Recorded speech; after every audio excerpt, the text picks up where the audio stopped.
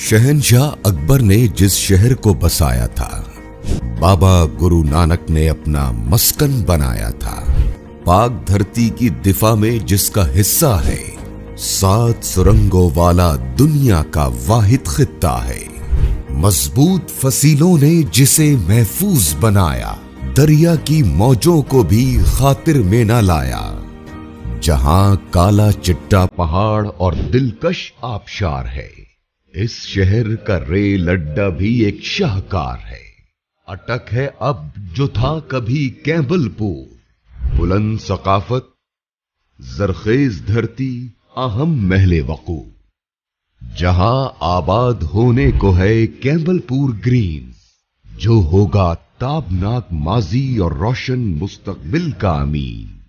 कैम्बलपुर Green's Pakistan aeronautical complex के bill मुकाबिल है।